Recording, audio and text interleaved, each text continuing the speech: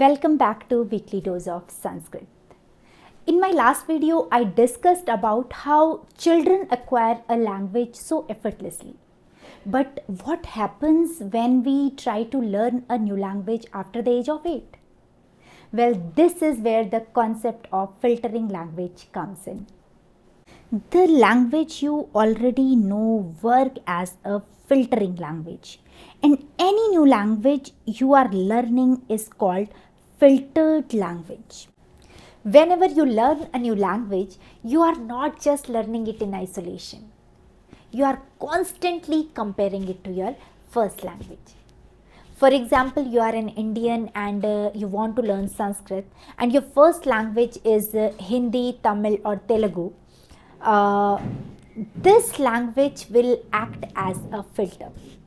Your understanding of Sanskrit will be shaped by the structure, rules, and vocabulary of your first language. The good news is that many Indian languages are directly or indirectly derived from Sanskrit. This will make the process easier.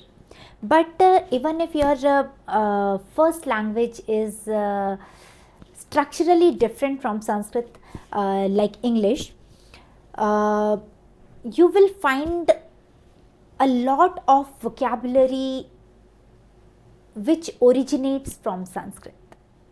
This shared vocabulary helps to create a smoother learning process. When we learn a second language, things change. We now have to constantly discover the rules, and that's why learning second language requires grammar.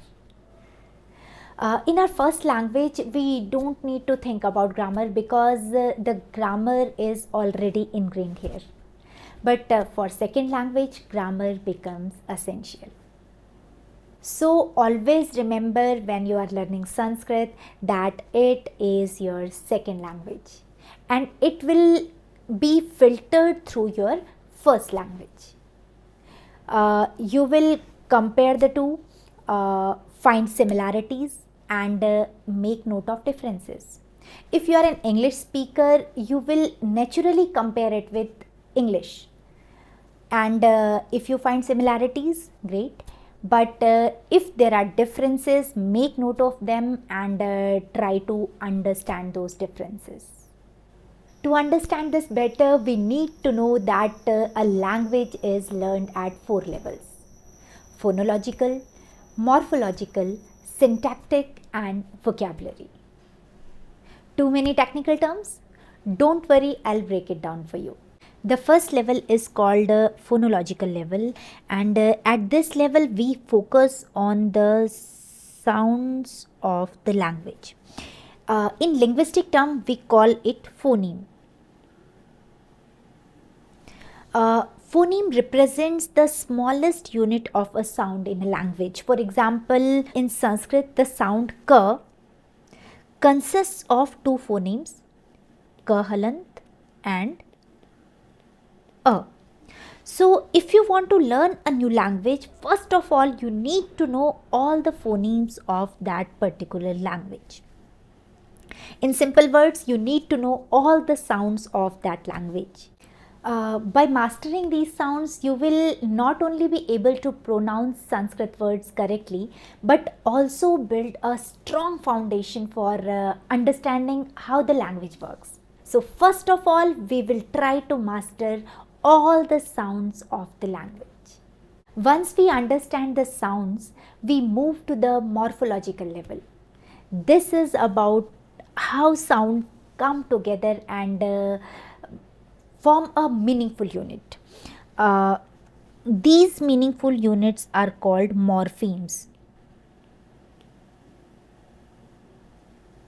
For instance, let's take the word Vidya. If we split it into its phonemes, we get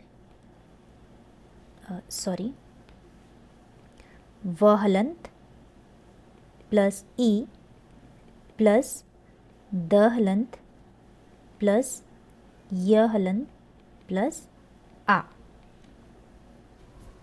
But these individual phonemes don't have a meaning on their own. However, when we combine it as Vidya, they form a word that means knowledge. Once you know how these words are built, it will help you grow your vocabulary. The third level is called syntactic level or full sentence level. In this level, we focus on how to put words together to form a sentence. The sentence structure in Sanskrit can be different from what you are used to, so we will explore how it works. And the fourth level is vocabulary. The more words you know, the better you will be able to communicate. Now, let's start with the first level of learning Sanskrit, which was phonological level. This is where we start with the basic sounds and how they are produced. In Sanskrit, this starts with Varnamala or Sanskrit alphabets.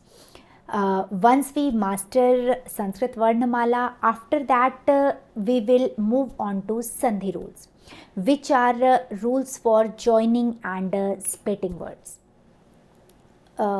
The aim is for you to become comfortable with the joining and splitting Sandhi, which is crucial in Sanskrit. If you are able to understand Sandhi, you'll be able to read and write Sanskrit fluently. As you learn, remember that these rules are key to mastering the language. In addition, developing both reading and writing skills require a lot of practice. So keep practicing on a regular basis. If you have any question or any doubt, you can ask me in the comment section. I'll be happy to help you. In our next video, we will dive deeper into this learning. So stay tuned and don't forget to like, share and subscribe to Weekly Dose of Sanskrit.